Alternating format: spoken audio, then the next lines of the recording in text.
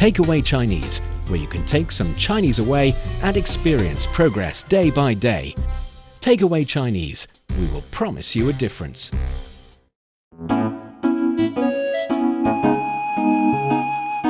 你好，欢迎收听随行汉语 Welcome to Takeaway Chinese. I'm Niu Honglin with Steve Hatherley here in the studio. Hello, Steve. Hello, once again. Once again, back in the cool studio with the cool questions and answers received from our lovely listeners and Chinese learners, friends on Learn Chinese Facebook page and YouTube and everywhere. Thank you for joining the show in this way. We knew we had to do a second episode because, number one, you had so many answers to our questions, really good answers. But number two, we just didn't want to waste the opportunity to do another show in this studio. That too. Yeah. So thank you for providing us with the opportunity. In the previous episode, we talked about relatively basic questions like why did you start learning Chinese and also what was the first words. These are really fun questions as well. Yeah. But, well, I think these are the questions that everyone would have an answer. Yeah, of course. Everybody could have a different answer, too. Yes. And another question that everyone could have an answer about can be a little bit different is, which Chinese word confused you the most at the beginning? What was your answer? Well, this question was harder for me to answer. Because you're just so smart and nothing confuses you? Everything confuses me. I think that's why I couldn't find an answer, because everything was confusing.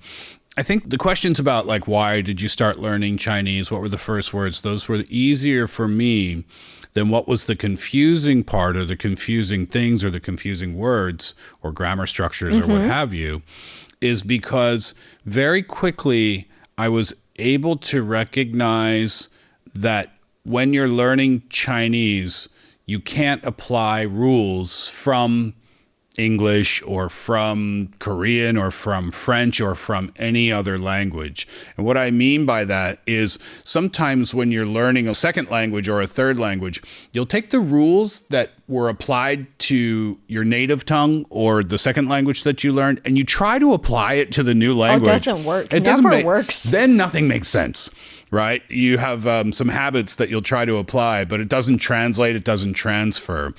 So that's a good language learning tip, I think. You know, just try to remember that when you're learning Chinese, you're learning the rules of Chinese and they apply to the rules of Chinese.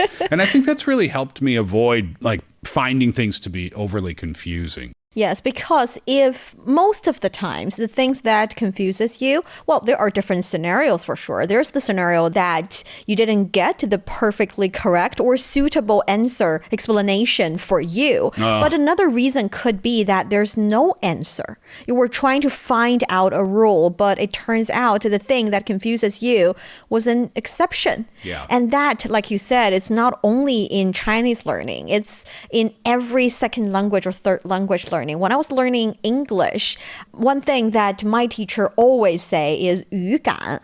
语感. 语 is 语言. 语言 is language. We know about that. And 感 is 感觉. 感觉 is a feeling. So sometimes when it comes to language, it's a feeling. When you hear the sentence or when you hear that language often enough, a feeling would grow on you and you kind of feel like, oh, that sounds natural in that language. Oh, that sounds a little bit weird. You cannot finger point what goes wrong, but it sounds wrong and you would not choose that answer. And that feeling is 语感, and that feeling comes from continue listening to it and watching Chinese drama and listening to Chinese songs and having Chinese friends and using it often enough. I think I've just come up with an answer. When you start learning Chinese, one of the first things, actually, it might be lesson number one, is about the tones, right? People talk about the tones. Your Chinese language teacher will talk about the tones. And when you hear the audio and you practice the tones, they are very much... Similar? Not similar.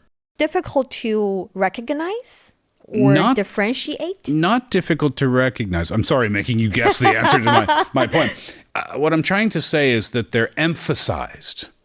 And I remember I asked you on an episode of Takeaway Chinese because what I was hearing from like audio textbooks or YouTube videos that I was watching, the tones were very much emphasized. But in real life, when I hear it being spoken, when I hear Chinese being spoken by regular speakers, I asked Niu, the tones don't seem to be as emphasized as they are in the textbooks, right? Am I wrong? And you they're said no. flowing in the Yeah, sentences. you said right. When in spoken language, it's not as emphasized. Yes, but you get used to it after listening to enough Chinese sentences. And don't get frustrated because of it, because we do have answers here related to tones. We have answers saying from Devi saying ma with different tones. So ma, ma, ma, ma. That's the 4 tones. Ma means mommy. Ma can be... Horse? No, ma is horse. Ma can be related to different types of material and a specific type in fabric. And ma can be cursing or using, bad languages. And what I was trying to say is that don't get frustrated because when kids started to learn Chinese, they got confused with tones as well. That's why we have different tongue twisters to try to help kids separate or differentiate different tones. Do you know one? Just off the top? I do. I was just trying to say this one because for ma, for example, there's one saying "mama 骑马, ma man, mama ma man ma." So mama is mommy. Yeah. 骑马 is riding on a horse. Ma man, the horse is slow. Mama. Ma man ma, mommy is cursing the slow horse. So see, it does have a meaning, even though it does not make that much of a sense. Yeah. Still, it's trying to teach kids about the 4 tones. I think another one for me, and it wasn't confusing, it was just you have to get used to it. And Chinese is a musical language because of the tones. But me being a native English speaker, and yes, of course, every language has its kind of ups and downs and ups Yes. and downs, and you can denote or you can relate your emotion through that.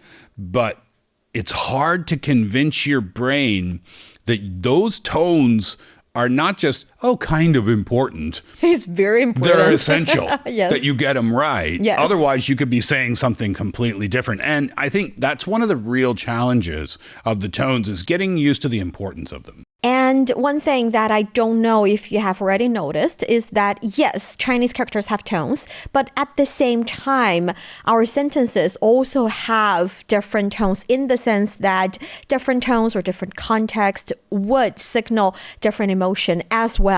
So you have to really know the tones of the characters and then understand the tones of the sentences to understand if this person is praising you or being sarcastic. So you're telling us there are tones within the tones. Yes. Great. More to learn. You'll be fine after learning it for a while. Let's check some of these answers and find out. Again, the question was, which Chinese word confused you the most in the beginning? Becky says buy and sell in Chinese. Why did Becky say that? Because buy in Chinese is 买, 买, and sell in Chinese is 卖. 买. So also still tone related. It's the tones. Yes. 买 and 买. Yeah, so 买 is to buy and 卖 is to sell. Yeah. And also we have Chris saying 乐 or 乐, 快乐, 音乐. And also 行, which means yes, and 银行, which means bank. Oh, by the way, 快乐 is happy, and 音乐 is music. And I think yours is related to what we call 多音字. 多音字. So 多 means many or plural. Yin is the sound or the voice or here the pronunciation. And 字 is character. So 多音字 would be the character with different pronunciations. And usually when they have different pronunciations, they have different meanings. So the character doesn't change. But the meaning of it, the way of saying it, pronunciations of it changes. And if you're confused, the clue is what's around the other character. Yes, the word, Yeah, the that gives you- context. Yes, so that's one. And also pronouncing 话. I don't know why that one confuses you. So if you're watching this and you can further explain, please let us know. And Also, 坐 and 走 pronunciation. This is a good one. One of my friends can never tell the difference between 坐 and 走 because the 拼音 of these two characters are quite close. So 坐 would be in English letters Z-U-O, whereas 走 would be Z-O-U. So again, remember, those are pinyin, not English letters. Yeah. That might help. Another challenge for me with my English-speaking brain is the pronunciation, like the TZ sound. The Z. 字. That's a challenge because we don't really have that one in English, not commonly used anyway. Yeah, so in every Chinese or in every language learning, you would encounter something that you find a bit too far away. For example, in English, you have the TH sound, which would require you to bite your tongue a little bit. In Chinese, we don't have that. Yeah. And that is something completely new to us. So consider this something new completely to you. Payback time. Yeah. And of course, there are a lot of challenges and some. One thing that I'm very proud of is that we are able to explain almost all of the confusing points that our lovely friends sent us, which means sometimes it's not that confusing. It's just, it takes a bit more time to master. It takes a bit more explanation. And as long as you learn that language long enough, you can conquer each and every challenge case by case. And once it's 2 years or 5 years, you realize that you can solve almost all the problems you encounter in year 2 or year 3. And that's the thing, is that in the beginning you will have your difficulties, and then you'll move on to the next stage. And you forgot the previous difficulty, but meet new ones. That's why you forgot the previous difficulties, because you met new ones. Yeah, it just keeps coming and coming. But that's, that's part of every language learning process. And the reason that people are able to and people would continue to have the drive, the motivation to do so is because there are always some treats in the learning journey. You understand a cool drama or one sentence that is supposed to be the punchline in the plot that you never could understand. And all of a sudden, because you understand the language better, you would understand that line. Or you're making a new friend that are able to use that language and be with or talk to you using their language, and you find the fact that being able to communicate with them in their own culture, in their own language, something so cool and much deeper. That could be another reason. Yeah, I mean, having someone to practice with is a huge advantage, obviously. That's the role that we try to play with our audience, is to be that someone for you, so that when you encounter your difficulties, then we can try to answer those questions for you. You make me want the answer of our next question. Do you have a Chinese friend? And share your story. To be, yes, we do have Chinese friends, and that's Niu. And I would love that answer. But before going into that answer, let's see what are some other, answers that we received. Sure. My Abba says, well, I have a few, and they are all always so polite and helpful and kind, and they have really helped me navigate life in China. I'm grateful for them. That's the thing. I don't know if it's a Chinese thing or if, probably it's universal. When we, as Chinese, know that you're trying to learn our language, we would go out of our way to help because we really appreciate the effort. Yeah. In my experiences, it happens in a lot of places around the world, but it definitely happens here in China too. I have been lost on more than one occasion in this city. No, it's part of the fun of traveling for me. That doesn't stress me out at all. Oh, good. That's good. If I get lost walking around, and part of the reason for that is because Beijing and China are super, super, super safe. You have nothing to worry about. But yeah, getting lost is something that I've gone through quite a bit. And when I moved here, I almost feel guilty about it now, because I felt like well, maybe people won't speak English, or maybe people won't be willing to help me too much not because, people are Chinese, because Beijing's a big city. Yes. Right? And big city culture can sometimes be a little bit cold, right? Around the world. I've asked on numerous occasions for directions, and I've been helped every single time. Happily, by the way. And people are very always much glad. curious about where I'm from and what's going on and why I'm lost and, things like that. In China, we say 热情好客.热情好客.热情好客.热情好客. Yes, 热情 is like warm-hearted or passionate about things, and 好客 is hospitality. And the thing is that yes, we are very, very warm-hearted, but Chinese people would even compete about who are the most hospital kind of people in which province, which part of the country. For example, people in Dongbei, that the northeast part, northeast 3 provinces, they are very, very warm-hearted, and they would welcome you, and they would even change their city decorations and adapt their traditional food to cater to the needs of the travelers, no matter if it's expats or travelers from other parts of the country. And they're very, very kind, and they would treat you with really huge share of food.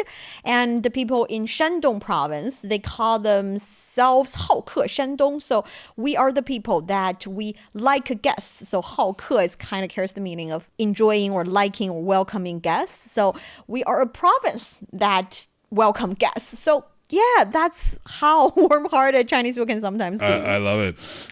Let's check another answer here. Do you have Chinese friends? Ooh, this one's romantic. Oh. Attila says, I have one. It's a romantic story. We met in 2016 in Budapest. We went for 1 year in the same building to school. And we have almost the same age, only a few days difference. I liked her and wrote her a romantic message, and that was just the beginning.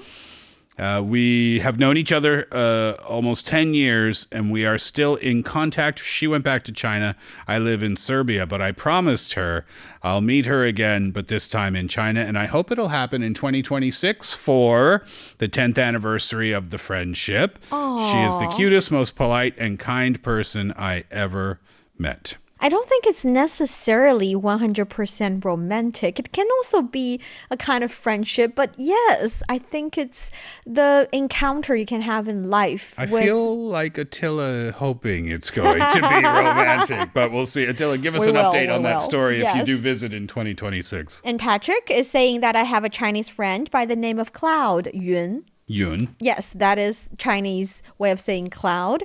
And he works with the Chinese embassy and as an interpreter, which means we can communicate quite well already. He's a very good guy. And I love it when the Chinese person is able to speak the language of the local language that can perfectly communicate still as you, Patrick, you have and passionate about learning Chinese because you want to, be even closer with your friend. Yeah, I like it. And that seems to be the continuing theme in all of the messages that we got. And everybody's saying, yes, I have a friend from China and they are so generous and so loving and so giving and so sharing. I mean, it's just message after message after message after message. And finally, I've got the answer I was looking for. I have a Chinese friend and her name is Niu.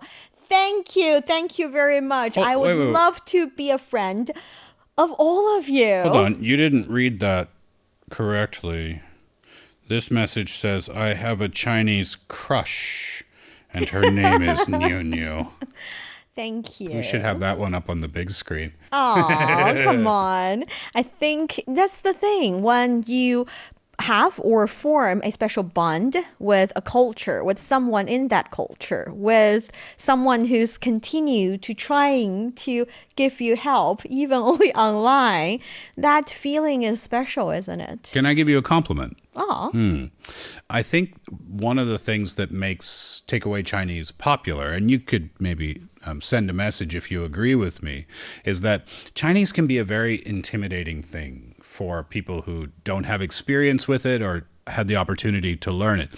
The entry point is confusing because a lot of times for a language, the entry point will be reading, right? But that's one of the harder things you'll learn how to do with Chinese language. Even harder, yes. So with that difficult entry point, it can be confusing as to know where to start. And what you do with Takeaway Chinese and what you've done for a long time for the audience is you make it a really nice, simple entry point, and you communicate and answer questions and tell funny, cute stories. And I would say, I'll speak on behalf of your audience and say you are definitely a friend of theirs. Thank you. And for those of you who still have many questions, and I do believe there's no silly questions. Every question is legitimate, and if there's anything that we can do to make your learning journey easier, we would love to do, no matter if it's a simple question about Chinese or some learning tip you're looking for. Please leave us a comment and continue communicating with us. We would be very, very much happy to be able to help you. Yeah, and if you have a question for me about what it's like to live here as an expat, I'd be happy to answer those questions too. Yes. And related to something about living in China or traveling to China, we also asked what's a nice memory you had in China recently. And I am almost surprised that we've got so many answers under that question as well. So many people have the experience of working here, of traveling here, of being here. So many answers. I like this one. No need to bring cash, even if you buy food in the market. Very convenient. Yes, and this one from Elaine saying Chengdu Panda Base. Of course, everybody loves panda. Yeah. One of my memories is from last week, as a matter of fact. So that's really recent. So touching. I was so touched. So this is just like a customer service thing. I went to a restaurant, and when I went to the restaurant, it wasn't raining. And during the meal, it started to rain. And I thought, oh no, gonna have to walk home in the rain. As I was getting ready to leave, the service staff came and, here, umbrella. And I thought, oh, it's very sweet. Is that just for me? Maybe not. But I saw a couple of other people where they were like, oh, here, take an umbrella. That's one thing. Here's another thing. I was on the subway one day, and same story. Started to rain when I was on the subway.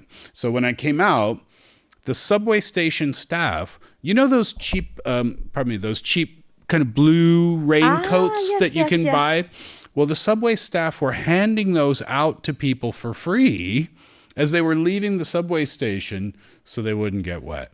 I mean, people just really try to take care of each other. Yes, here. And that is why we have many answers related to the people. They're so helpful. That's from John. The Great Wall of China, that's related to the traveling experience, and also visited the Terracotta Army near Xi'an in near Xi'an in Shanxi province. Yep. For sure, related to traveling. And Nick saying good food in Guangdong. I love food in Guangdong as well. 粤菜, that's one of my favorite kind of cuisines here in China. And yes, there are more than one type of cuisine in China. If you're traveling here, you can enjoy many, many, many more types. Yeah. And so much to see and so much to do. That's from Carl. And we've got all these answers related to traveling experience, people, and environment, convenience. Well, we had, I don't know, can we bring some of those messages back up on our screen? Because some of you sent messages along with your pictures. Like, look, Carl. Hi, Carl. Carl Pilgrim says, Nanning. So much to see and do there. And Carl, you sent a picture of yourself while you were traveling there. Thanks for that. That's very authentic. Yeah. Biggie Khan, who's just behind me there. Kunming. Always have a special place in my heart. 2 weeks back, I was there. Also climbed the Great Wall of China up to the 10th fortress. Why? What's the 10th fortress? You see what I said? Like when you ask questions, sometimes people we don't know. I'm guessing, Biggie Khan, that the 10th fortress is pretty far up the wall. Yeah. Might be a milestone point. Yeah. But the thing is, no matter where do you start learning Chinese, why you do that, what was your first word, whether or not you have a Chinese friend, what's your favorite Chinese C-drama, Chinese son, and have you ever been to China, any fun experience to share? No matter what your answers are, it all goes back to the fact that you're interested in the culture and something about China interests you as well. And that is the reason that has been continue pushing us to do Takeaway Chinese, to these kind of shows as well. That is, we know there is that need, and we want to be the ambassador of cultures, if we put it in a a very high place, but also we want to be your friends, your online friends who's sharing the same hobby with you. Yeah. And that is also why doing these kind of special shows, the kind of shows that allow us to communicate with you, to probably help you share your view about Chinese culture, Chinese language learning with other fellow Chinese learners.